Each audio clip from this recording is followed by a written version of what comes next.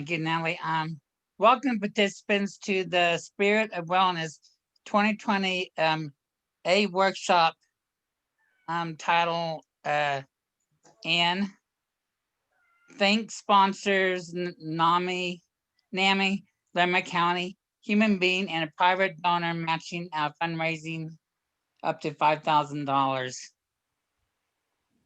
All right, thank you, Ron. So we would like to introduce Mary Miller, who is with the Gardens on Spring Creek.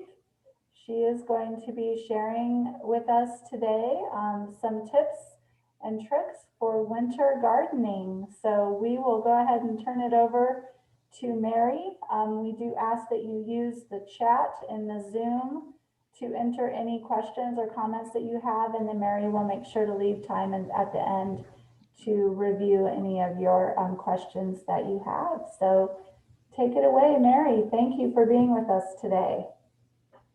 Thank you. It is my pleasure. As Natalie said, I am Mary Miller. I am the Community Garden and Outreach Coordinator here at the Gardens on Spring Creek. The community's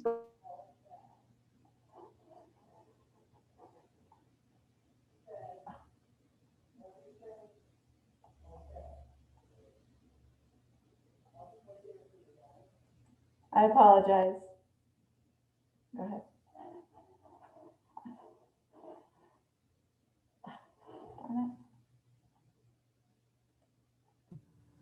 There we go. And it's my pleasure to be able to present this workshop for all of you. And thank you for reaching out and asking me to do it. It's a pleasure for me. As was mentioned, we're going to talk about activities that you might be able to do through the fall and winter that involve gardening. And I am responsible for a very large garden here at the Gardens on Spring Creek that is a food producing garden. So I grow food crops. And as well, we have a pollinator garden in the Garden of Eden. That's what it's called, is the Garden of Eden. And so we have flowers, we have edible flowers, we have pollinating plants, as well as lots and lots and lots of food crops. It's a 3/4 acre garden, so it's quite large. The food that I grow there, we use here a little bit in our own fundraising, special events, and education offerings. And the rest of it is donated to the food bank for Larimer County. Usually in years past, we've donated about a generous 6,000 pounds of premium produce to the food bank each year.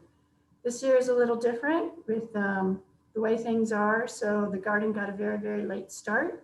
We won't make that goal, but we have been able to donate thousands of pounds of good produce to the food bank this year.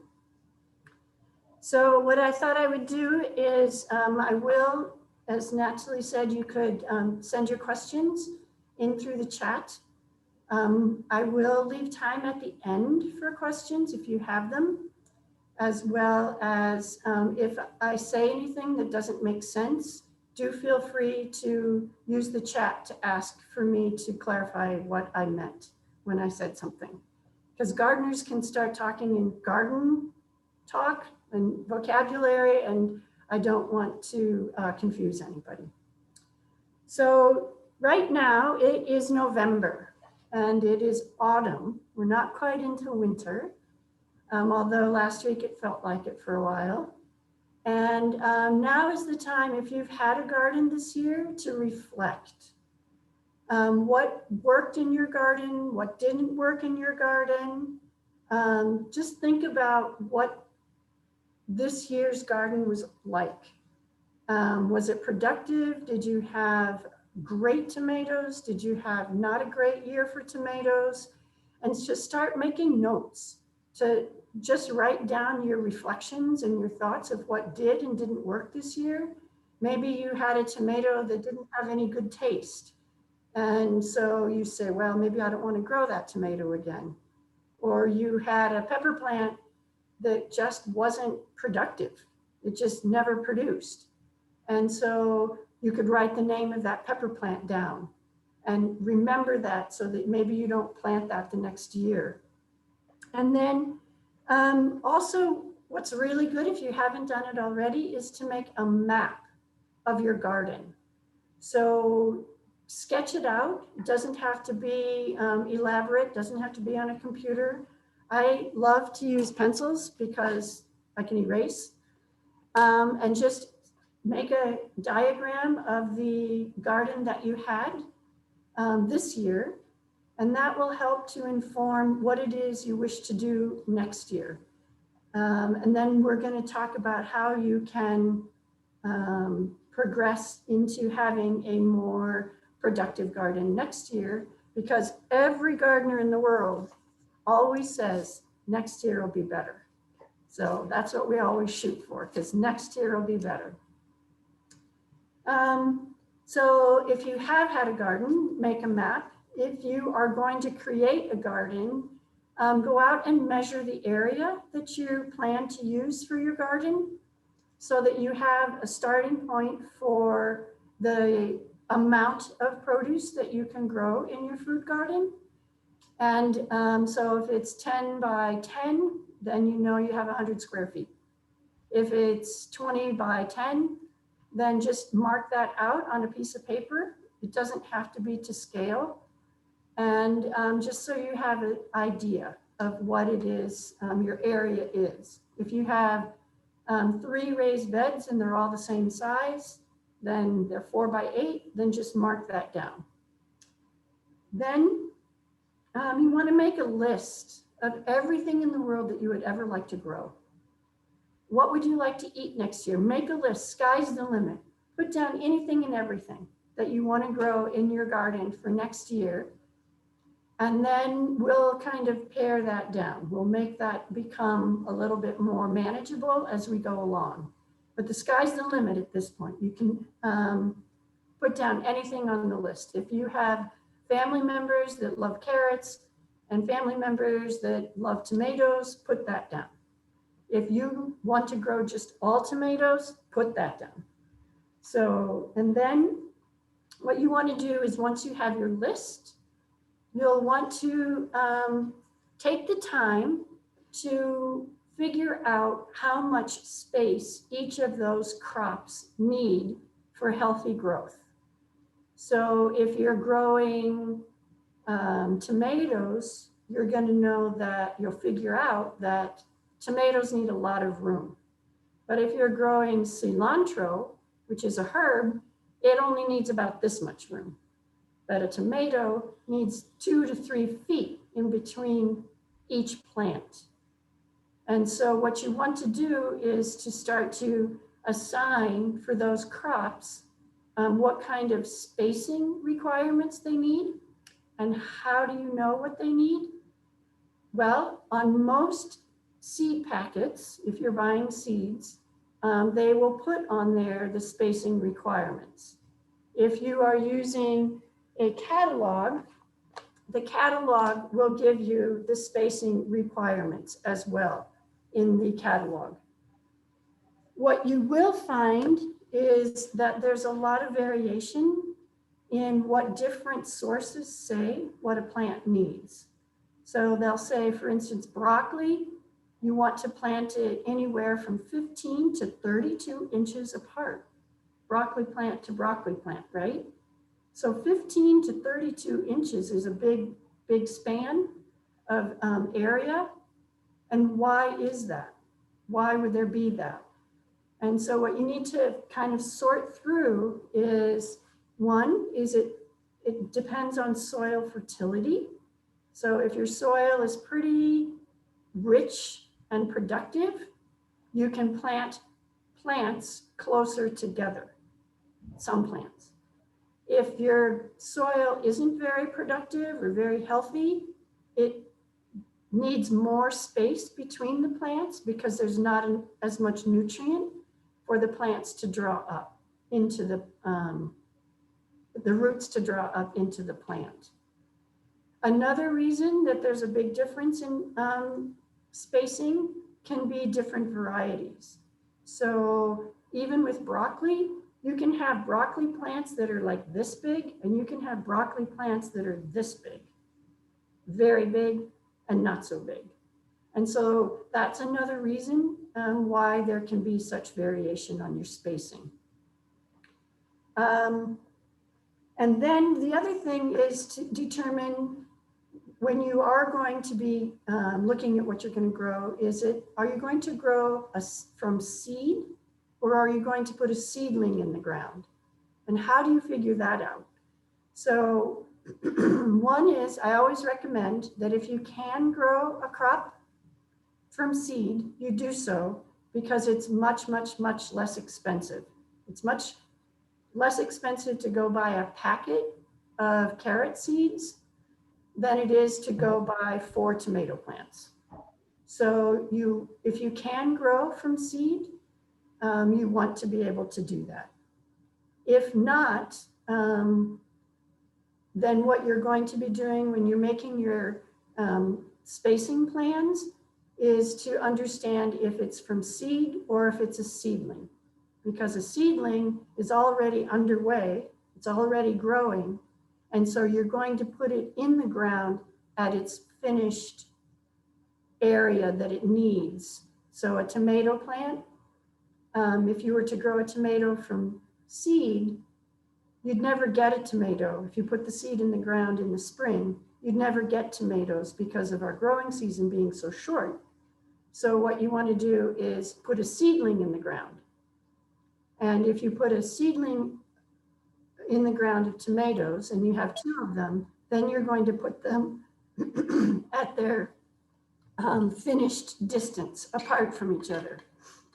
Does that make sense?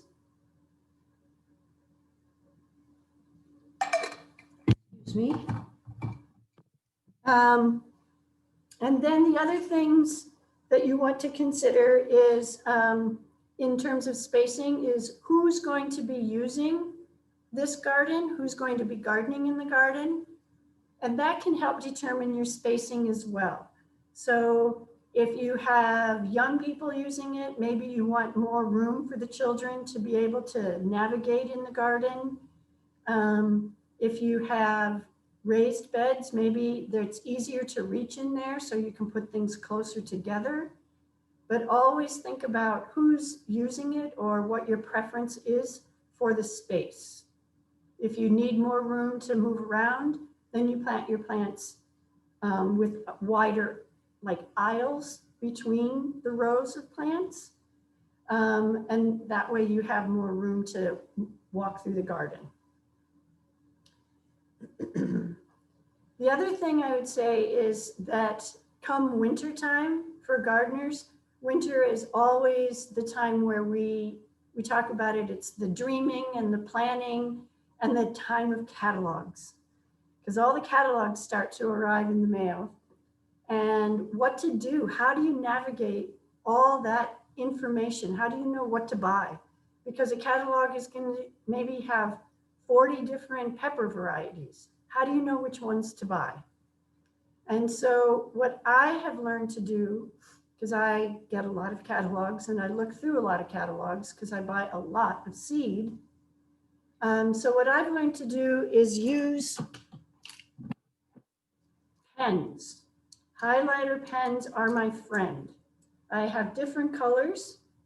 And so when I get a catalog and I just start to browse through the catalog, you know, on a cold winter's day, and I'm dreaming about the warm spring, I'm dreaming about lots of food, then what I do is I take one color, and anything as I browse through here, I'm not trying to like get anything done. I'm just trying to be interested as I look through. And then what I do is I take one color and I make a mark across anything that is interesting to me. Like right there, I just put the yellow down.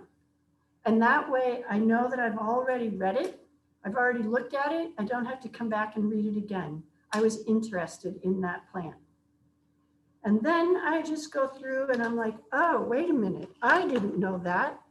And so I will write any agronomic information, which would include your spacing or your the height and the size of the plant, things like that. And then I take another highlighter and I mark that in green. For me, it's green, but it changes from year to year.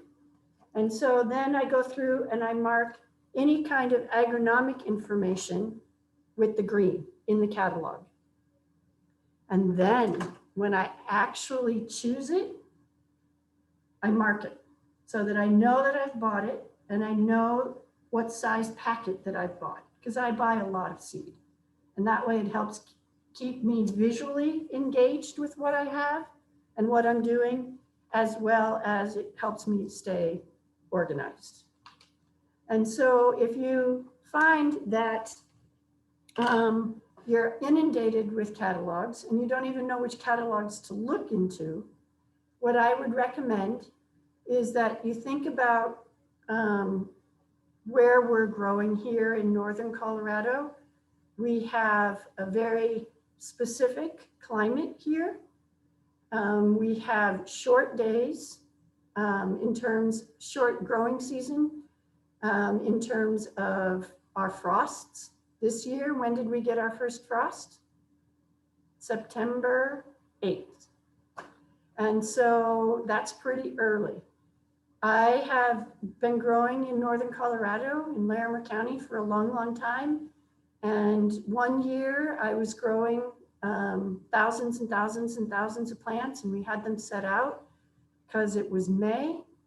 And on the 26th of May, it got to 24 degrees and held for hours at 24 degrees, and I lost 10,000 plants in one night. So we can have these really big temperature swings at very early in the fall and late in the spring.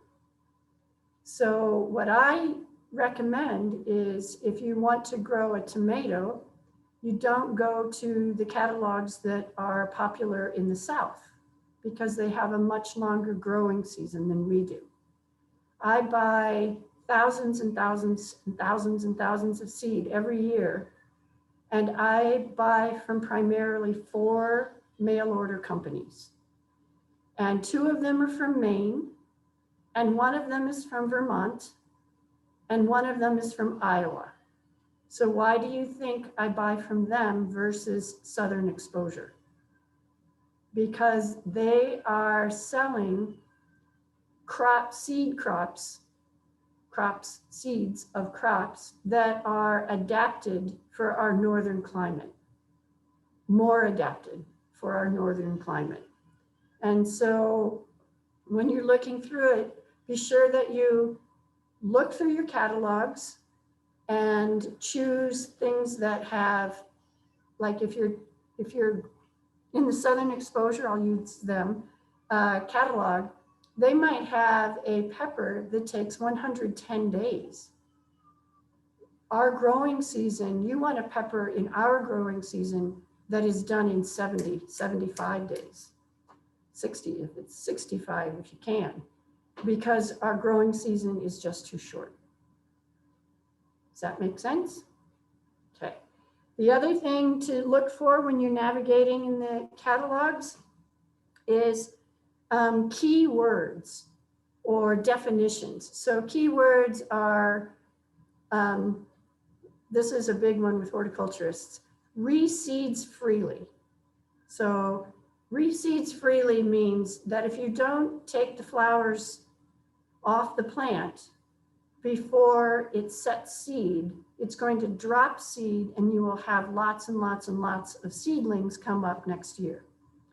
And an example of that is dill, the herb dill. Another example, cosmos flowers, they reseed freely. Sunflowers, they'll drop their seeds and then you'll have them whether you want them again next year or not. But look for keywords like that. Do they have good disease resistance? Does it say average disease resistance? Okay, it's going to be average. Do you have a lot of issues in your garden? Have you had trouble with pests and diseases previously? Well, then you probably want to choose crops that have a higher resistance to a specific disease, if you can. Powdery mildew is a common one, and for us here, and you can usually find like your squash and cucumbers that have a resistance to powdery mildew. The other thing is you'll find a lot of acronyms and initialisms in catalogs like DTM. What is DTM? Or DTH? And it is days to maturity, days to harvest. That is a really good piece of information to know. Like I was mentioning, does the pepper take 108 days, 110 days, or can you get that pepper in 70 days? So that's what you want to look for when you're looking for different varieties of crops to grow. If you're not buying your seeds or you're not growing your seedlings yourself at home in the spring, then just go to your garden center to look for seeds. But again, look on the packets. Some of the garden center variety or the brands of packets, you have to open the packet to be able to get to that information. And so it's not very helpful if you have to buy the packet to know how many days to maturity it takes for the carrots to grow and be ready to harvest. Also, the days to maturity will help inform you as to whether or not you can grow it from a seed or if you need to put in a seedling. So in catalogs, they're going to tell you that a tomato plant is 75 days to maturity, but that is from the time you put the seedling in the ground. In order to grow a seedling of tomatoes, that seedling has been started 6 weeks before by putting a seed in the ground to get the seedling for you guys. So you'll want to know whether it's from seed or from transplant, and catalogs will tell you that. It will say, start your seeds and then 6 weeks later plant them out. And then from there, those are your days to maturity. Your packets might not. So you'll need to know if it is something that you need to do your homework to find out, can I grow these from seed in the ground? Most crops you can, except what we call the tender crops. So that's your tomatoes, peppers, eggplant. And then the spring crops that don't like heat, they are cool season crops like your broccoli, cauliflower, cabbage, kale. They don't like the heat. They don't thrive in the heat. They can tend to decline in the heat. And so those you want to plant, if you're planting them in the spring, you want to plant them as a seedling, as a transplant, as we call them. Because they will take too long. By the time they get big enough to start to really take off and grow, 4 or 5 weeks, then it's really hot. And then they don't thrive and they don't produce very well. So knowing the difference between seeds and transplants is very, very good for informing you when you go and navigate what you want to grow.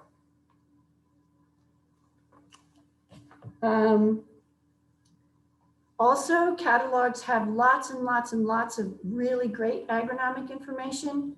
I think probably one of the best ones is Johnny's Selected Seed. This is the one that I buy a lot of plants from. Is it backwards for you guys? Okay. Johnny's Selected Seed. It's a great, even if you don't ever buy from them, it's full of really good information.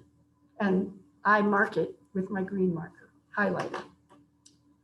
The other thing is when you are planting and you're looking at your plant spacing, you need to remember that some plants really need good air circulation.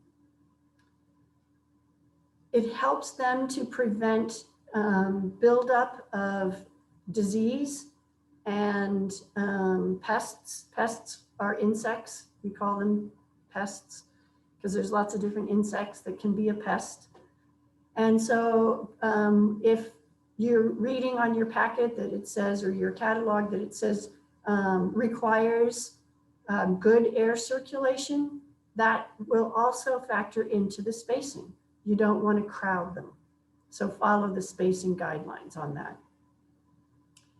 And then the next thing to do, you've decided what you want to grow. You know basically how much room the plants are going to take in your garden. And then you have decided that you can't grow everything that you want to grow. You can't grow 10 tomato plants. You can probably only grow 4 in the space you have, right? So then what you want to do is make just a general planting plan.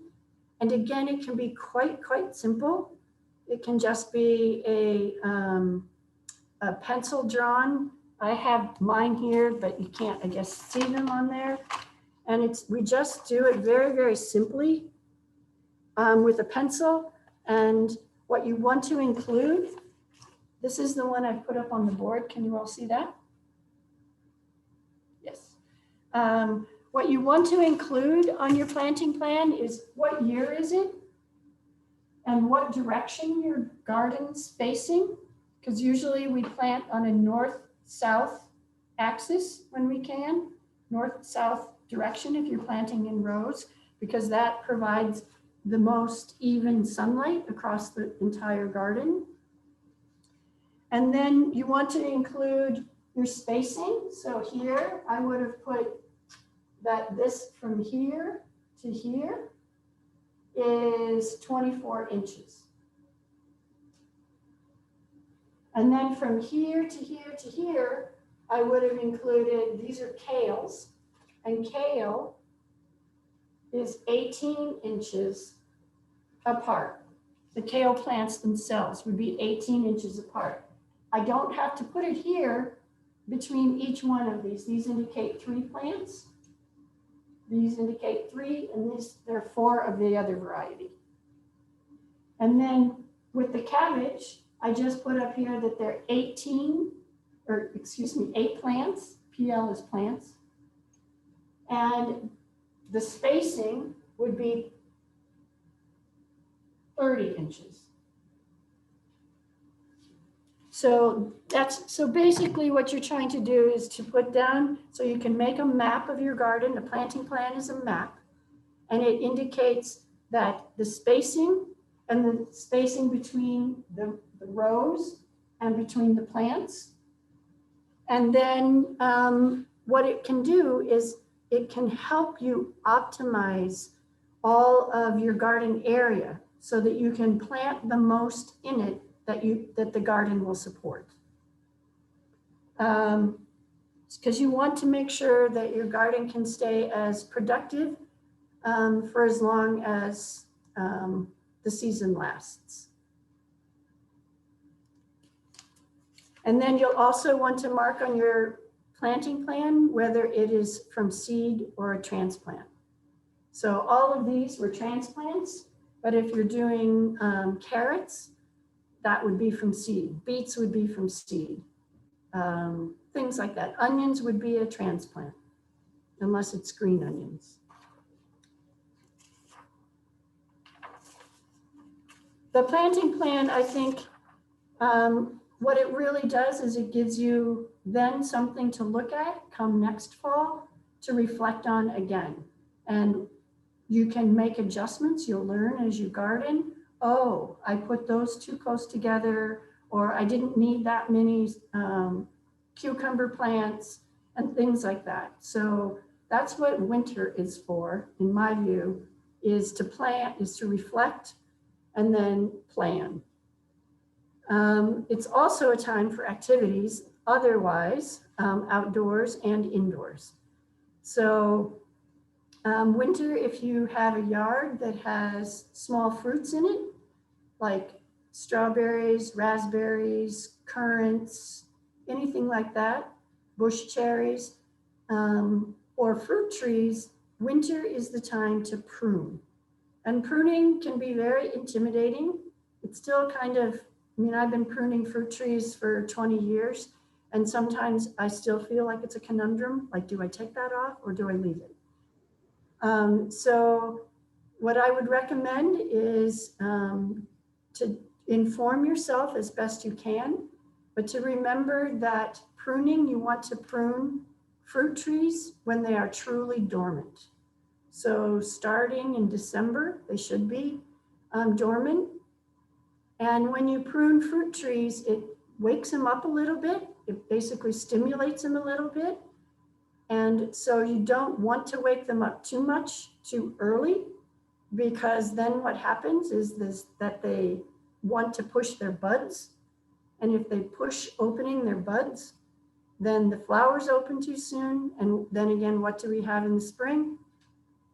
We have frosts that are come quite late in the season and can damage or kill the flower blossoms, and then we have no fruit. That's what happened this year with our April freeze. So we didn't have plums this year or virtually any apples. So remember to prune them when they are truly dormant. The ones that stay, that don't wake up as much, are the apples and the pears. So you can start with those. And then the last ones that you want to prune, who are most sensitive to waking up, are the peaches and the apricots. Plums and cherries are just right in the middle.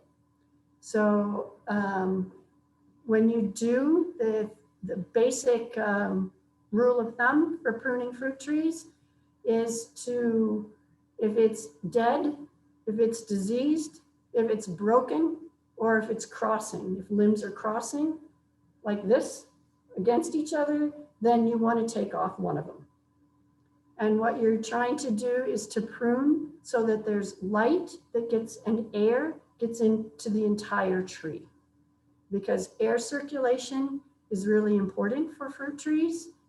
And I always think of fruit trees as solar collectors. They just want sunlight in there throughout the entire tree. Small fruits are pretty easy. If you have raspberries, you'll have either primocane or floricane type.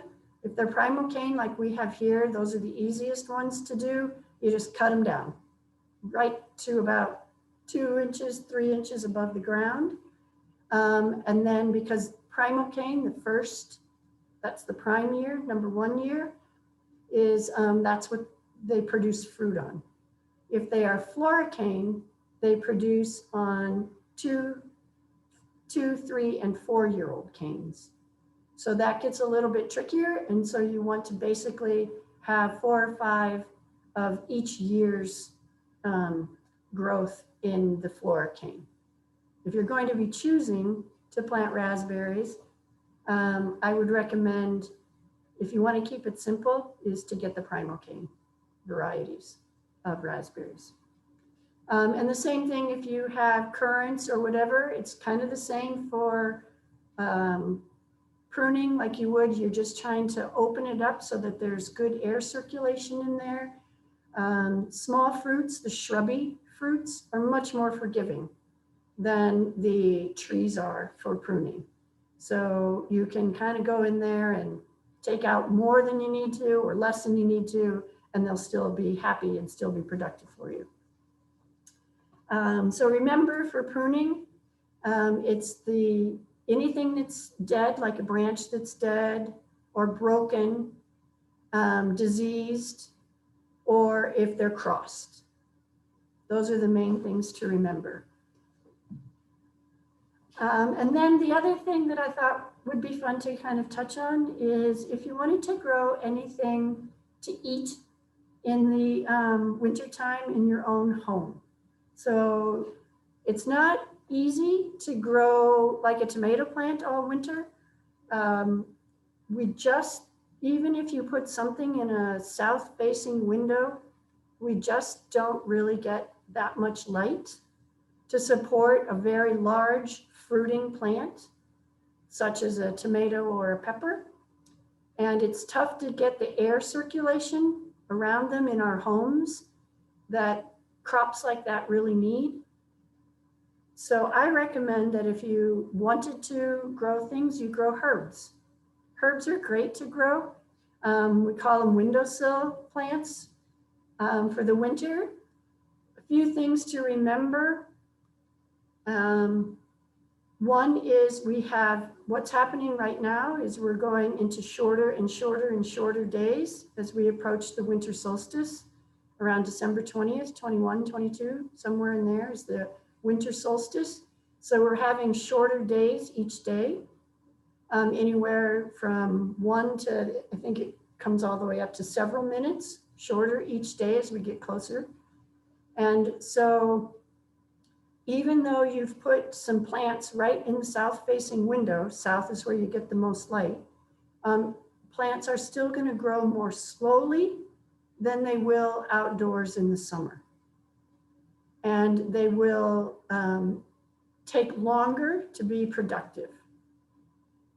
The other thing that is very common with plants grown inside in the winter that aren't houseplants, but herbs that you're trying to grow, is that they kind of stretch. Like if you've ever seen basil just kind of get tall and skinny, looks a little straggly, that's an indication of not enough light. So they're stretching between those nodes because they don't get enough light. So one of the things you can do is keep them pinched. Pinching means you just kind of take off the top crown, and that sends the message to the plant to kind of be stockier instead of elongate, and then tells it to send out branches instead of just growing tall. You can grow a lot of different herbs in the winter time in your house. Basil is very popular. You can grow rosemary. A lot of places will sell rosemary now. The thing about rosemary is it is very, very prone to a fungus called powdery mildew. And so you want to make sure you've done your best to prevent powdery mildew from getting started. Once it gets started, it's very, very difficult to get rid of, and it degrades the rosemary plant quite quickly. And the way to prevent it is, one, keep it in the driest part of the house. So not in your kitchen, not in your bathroom, where there's a higher level of humidity. You want to keep it where there's really good air circulation and not a lot of ambient humidity. So not next to your dryer, not next to your shower, not next to your kitchen sink, where there's a lot more humidity, and that will help. And make sure that it gets air around it. You can plant cilantro, you can plant dill, you can plant chives, you can plant parsley, all from seed if you have the seed. Just remember that it's going to take longer for it to germinate, which means to start growing in the winter months, because one, it's not as warm, even though our homes might be 68 degrees. It's just not the same as what's like in the summertime when it's consistently 75 to 85. And then again, they are going to tend to stretch. So just make sure that you have options for lots and lots of light. The other thing that will kind of make a plant not thrive is overwatering them. And the tendency to do that in the winter is very great because we're babying them along and we're watching them and we want them to thrive, but they don't overwater them. And if you do overwater them, make sure that your pot has a hole for drainage and a saucer underneath, so that when that water passes through the soil, out through the bottom of the pot and into the saucer, dump the saucer rather than having them sit in that water, so that the soil has a chance, especially the surface of the soil, to dry down. If the soil surface is constantly wet and damp, you can get another insect problem in your house that you don't want in the winter called fungus gnats. And those are, once established, they lay their eggs in the soil. And once established, you'll have them flying around your house and you'll go, how do I get rid of these? And how you get rid of them is to dry down your soil and then go chase down the ones that are already out. So.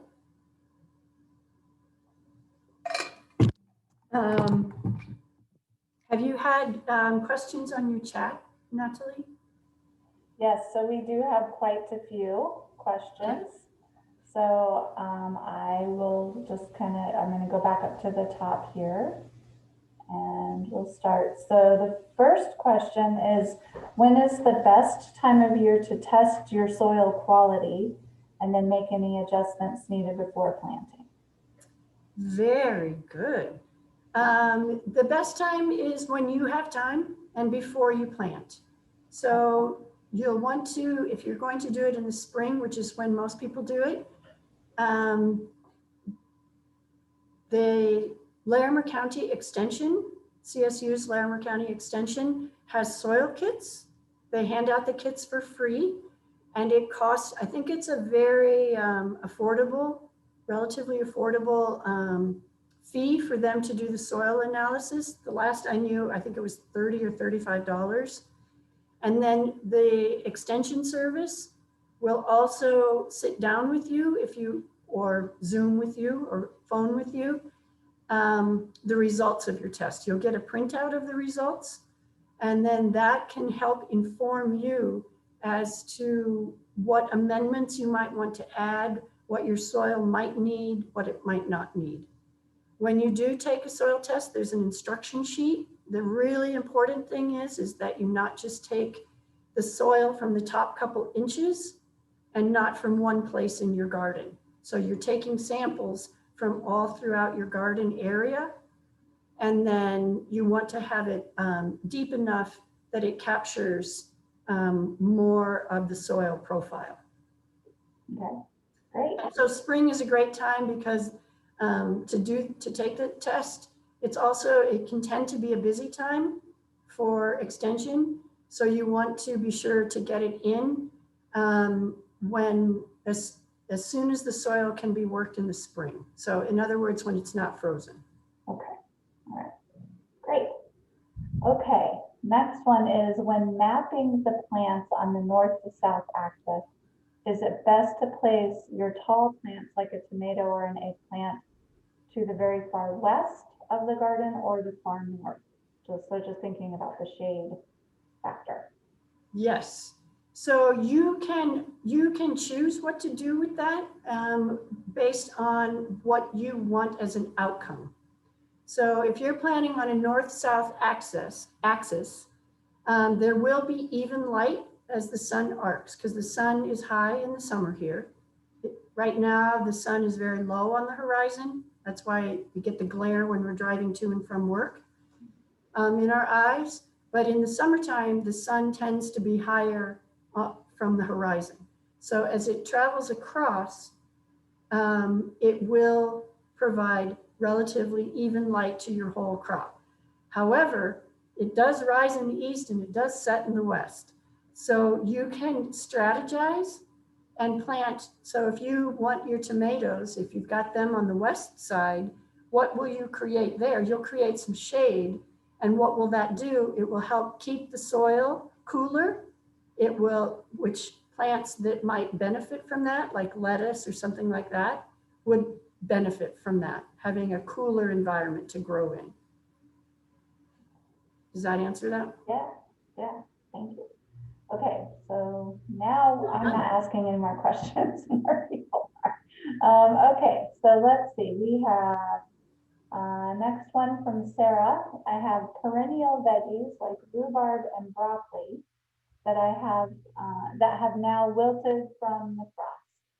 Do I cut the plants back to the ground or just leave them to disintegrate? And I heard rhubarb. I didn't hear the second plant. Oh, broccoli. Raspberries? Broccoli. Broccoli. Yeah. Broccoli generally isn't considered a perennial. Broccoli will not likely make it through the winter. And if broccoli does make it through the winter, it's a biennial, which means it needs 2 seasons to grow, flower, and create seed. And so what it will do come spring is immediately send up flowers so that it can make seed. So biennials include your kale, your chard. So a lot of people are really excited to overwinter their kale and their chard. And what will happen is as soon as it starts to grow in the spring, it will send up a flower stalk. So your broccoli, I would say go enjoy it now before it gets frozen. Rhubarb, here, some people clean out their rhubarb because they want to get rid of all the dead leaves and stuff. If you do that, I would recommend perhaps piling some soil or compost. Get ahead of the game by putting the compost on in the fall over the crown, main center of the plant, to just give it a little bit of protection from drying out too much through the winter. Not so much that it's not cold hardy, but so that it doesn't dry out. And you can cut your asparagus, if you have perennial asparagus, you can cut your asparagus back to about 3 or 4 inches tall. Once the ferny parts, all the leaf part turns yellow. And then if you leave like that 4 inches at the base, part of the reason I leave the leaves around is because the leaves of the rhubarb and the stalks of the asparagus capture and hold any moisture that we do get. Sarah, would you like to ask your follow-up question too, related to the rhubarb that you put in the chat? Yeah. When you were talking about fungus, so my rhubarb grew very well until about end of August, and then suddenly got what I can tell from looking online appears to be a fungus. So do I need to just toss that plant, or is there a chance it will come back healthy next spring? What did the plant look like? So it started to get small red patches on the leaves, and they eventually just took over and took over. Yes, I would leave it in the ground, or leave it this year and see what it does. We had the same thing happen here, and it's still a conundrum for me. Okay. And I have, I don't know, 15 rhubarb plants here, and it hit some and not others, and it hit some of the same variety, and not others of the same variety and of different varieties. So I'm just waiting. Okay. The other thing that happened this year was we had a record number of days over 90 degrees or greater. Mm-hmm. And rhubarb, you don't want to harvest rhubarb once it gets hot. Mm-hmm. So stop harvesting your rhubarb because the oxalic acid levels in rhubarb rise with heat. And so you don't want to be eating the rhbarb when the oxalic acid levels are that high. Okay. You can Mine was start actually the first harvesting year, it so I again, wasn't harvesting it yet. and you can harvest again a small amount in the fall. But the rhubarb crop is really a spring crop. Thank you. You bet. Okay, thank you. All right, next, Cherie Carlson asked a question. Cherie, if you'd like to unmute yourself, you can ask the question, or I can do it for you, either one. So I plant radishes in the spring when it's cool, and I strategically plant them so that the shade from the tomatoes so I can get like and keep that area cool. Mm-hmm. And then after I harvest the radishes, I have this unused space in the garden. And I was just wondering if you have a recommendation for what type of seedling I can plant in that space after the radishes. Yes. So your radishes are probably finishing up in late May. Yes. And so and I don't know how much of a radish lover you are, if you're, growing radishes in a space this big or this big or this big. It's pretty big. Oh, you really like radishes. So then Yes. you could plant by late May all the way to the first part of July. You could plant beets, you could plant carrots, you could plant turnips, like winter turnips. You know, the purple top root. We call them winter turnips versus summer turnips, like that look like radishes.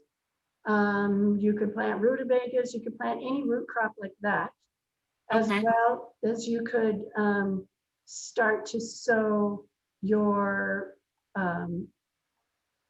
cool season crops, something like the, kohlrabi, I knew it was there.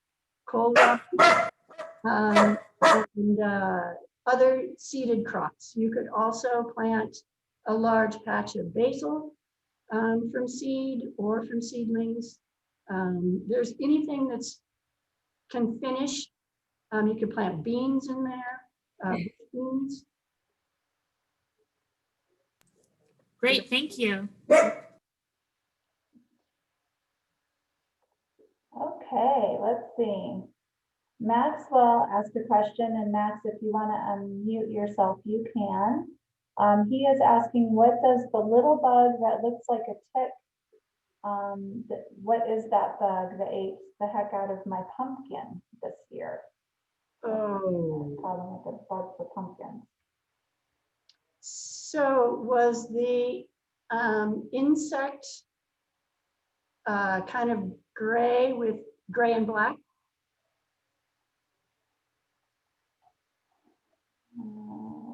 Yes, they were. And were they about the size of a fingernail? Yes, they look like a tick. They look like a Tick. tick, a big tick. Yeah, a big tick. Those are what are called squash bugs, if I'm guessing correctly. Once they're established in a garden, it's really hard to get rid of them. You'll have to be very, very, very persistent to get rid of them when you find them. Either collect them and put them in a bucket of soapy water so that they can't keep going and eating your squash plants, because they will go for all pumpkins, cucumbers, zucchinis, winter squash, summer squash, and they will proliferate, they'll reproduce, and you'll have a lot of them. They're very difficult to get rid of. So what you'll have to do is be very persistent. When you see them, catch them, and if that's okay. And sprays are, if to use an insecticide spray in order to kill that kind of pest, it also kills all the beneficial insects. So I don't recommend using that. I would recommend that you just like look for them, find them, and eliminate them, what we call mechanically. Well, when I noticed it, there was already hundreds of them. Yes, so what you'll want to also do is probably not have your squash in that same area next year, and look for them because they overwinter in plant debris. So you'll want to make sure that your garden area is cleared out of dead plant debris, so that you're removing a habitat for them to overwinter as well. Okay, thank you. You bet. Okay, kind of along the same topic of pests and bugs, Caroline is asking, what do you do if your herbs get bugs? And I'm assuming that would be indoors. So Caroline, if you want to elaborate, you can unmute yourself to do that. Yeah, that would be indoors. And I think you sort of answered that. That you just have to keep this top of the soil dry for herbs. Right, like you can water them, but just don't keep it, because the soil surface will get wet when you water. Just don't keep it wet all the time. And the other thing is probably you will want to fertilize your herbs in the winter if you're keeping them for weeks and weeks. Mhm. And then if you do just use like an organic liquid fertilizer at half strength, Mhm. don't go full strength. A brand that we use here and I use at home, it's called Age Old Organics. Mhm. And they have two types. One is the grow and one is the bloom. And you'll just want the grow because you're like, if you're growing basil or parsley, you want it, the grow is the green part and the bloom Mhm. is for if you're trying to produce flowers and you're not trying to produce flowers on basil. Right. The other thing is a healthy plant staves off insects better than a weak plant or a stressed plant. So keep them happy and healthy as best you can indoors. Some plants are more prone to getting aphids in the winter inside. And so just watch for that. Aphids are really small. They can be green, they can be gray. Those will be the kinds mostly you'll get inside. And if you see aphids at all, if you see one aphid, the next day you'll see more, and the next day you'll see more, and then it's lots. And so all you need to use for that is there are formulas online, and it's basically you use some dish soap, very, very diluted, and you spray them with a spray bottle. And it's a contact spray. It has to touch them to kill the insect. Thank you. All right. Okay, I believe Ron has the last question. So if you live in an apartment complex, but you have access to a community garden, so again, he's just, I don't know, Ron, maybe you can elaborate a little bit. He's asking about the spacing of the seeds. So Ron, do you have specific seeds that you would like to ask Mary about? Well, every year, Ramwood Apartment allows us a certain space to be able to plant in their community garden, and they have even during a different season, and basically just I don't know if if like if it's flowers or vegetables, but basically just but my understanding from the garden they have up there, it's not much of a large space, and you almost like, so you can only have certain plant like one or two items, maybe one or two. So how much spacing apart would you plant your seeds? If it's flowers or if it's fruit or vegetables. Right. So each seed is different. So think about this, think about a bean seed versus a carrot seed. A bean seed can be this big, like literally this big, and a carrot seed is tiny, tiny, tiny. And so it's very easy when it's a little seed to put down too much seed, and then everything's crowded and nothing grows very well. But when it's a bean or a pea seed and it's a larger seed, it's really easy to just set them. And each crop will have different spacing needs based on how big the plant grows and all those different things. Your seed packet should tell you that. What your seed spacing ought to be, and then your row spacing. So if you're growing carrots, your carrot rows should be 24 inches apart or whatever they say. The general rule is that you go 2 to 3 times the size of the seed for the spacing. But that's really, really hard to do when it's like something as tiny as carrot seed. And then the other thing is the bigger the seed, the deeper the seed. So like if you think about the peas, if you're going to plant peas, those peas that are in your packet are dry peas. And so they have to absorb all that water to plump back up before they can start to grow. They have to hydrate and plump back up. And so peas need to be pushed pretty far down because as they plump, they get bigger and they tend to come up. So what you want to do is generally it's 2 to 3 times the size of the seed and at the depth as well. Like carrot seeds, you don't want to put 4 inches deep. But by the same token, if you only put those 2 times their size by their depth, they would all dry out before they could grow because you can't keep them watered. So it should say on all of your packets, plant at 1/2 inch deep and every 2 inches or whatever it would be. Is that the same? Is that the same with the with fruits that you plant? It's the same with flowers, with vegetables, with any seed. Yep. So you don't plant. You only plant like you know, like you get a pack that has a package of seeds. You don't plant the entire packet, but you plant so many seeds at a time, don't you?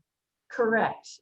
Based on how much you want of that crop. So like a seed packet of carrots will have many more seeds in it than a seed packet of beans, because that's just how they do it. But it's also because with carrots, it's just how they do it. So what I would say is that you may or may not plant all the seeds in the seed packet, but if you only want a row of beets this big, then probably you don't need the whole packet. So you'll be able to tell if by the time it says plant them 1/2 inch apart, then if you do that and you've got to this end and you still have seed left, don't dump the rest of it in. So you just watered them like once a week, then, correct? Once you put a seed in the ground, it can't dry out. So once you've watered it, you put it in the ground and you water it, it can't dry out. Hey, So can you want to water frequently and less deeply so that you don't, and gently, so you don't wash the seed away. And then once it starts to grow and has roots, Yeah. then you want to water it deeply so that it goes past the root zone, so that it encourages the plant to grow more roots, because more roots can mean that it supports more plant supports more food. And so you want to water past that end of the root zone so that it keeps driving more roots. So then and then it also is, you have to water based on the weather. What did we have this year? Lots and lots and lots of hot days. So we had to actually water more often here because everything was drying out. So you just kind of have to know the best way to do it is to put your finger down in the soil and put your finger in, at least 2 inches. And if you have reached nice, even moisture at 1 inch, then you're good. And then again, your soil surface can be a little bit dry if you've got a plant that has good roots that are deep down in the soil. Okay, thanks. Well, thank you. So it's a little bit after noon and this workshop was scheduled to end at 12. So we can go ahead and wrap up, I guess. Mary, if you can stay just a few more minutes, if we have any last minute questions, that would be fine, but we can end the session. And just want to say thank you again for your time. And that was very educational. I think we all learned a little bit something new. So that was wonderful. Thank you all for supporting the Spirit of Wellness 2020 and the gardening workshop. We have recorded today's session, so if you want to go back and review it again, you can visit the Summit Stone Health Partners Spirit Crossing Clubhouse page, where we'll have the recorded video kept on our website so you can review it again. Okay? So we'll let everyone sign off. I guess, Mary, if you're okay staying on for just a few minutes. Sure, happy to. Say goodbye to everyone. Thank you. Max, Thank you. are you still with us? You had one last question? Yes. I used to, I know this is inappropriate, but I used to grow pot plants, and the way that I used to germinate them is I used to put them in a pan with paper towels on the bottom and then put the seeds in paper towels on the top. And I used to use black light and it used to germinate them really good and really fast. Why is that? Yes, that is a way that you can do it. It is effective. And you just have to make sure that, as you know, that you keep the paper towel evenly moist, not too wet, not too dry. It's definitely wants it just right. And then transferring that to your garden area is where it can get a little tricky. So you just need to make sure that once they germinate, they don't get damaged as you put them in the ground. Okay, but I used to use a black light. Does that have anything to do with the growth of it, of how fast it grows? I'm not sure about a black light. A fluorescent light, they come with two different light spectrums, the cool and the warm. That's what's commonly used for like growing indoors. And it's inexpensive, but I'm not sure about a black light. I'm not really sure, to be honest. Okay, yeah, thank you. Thank you.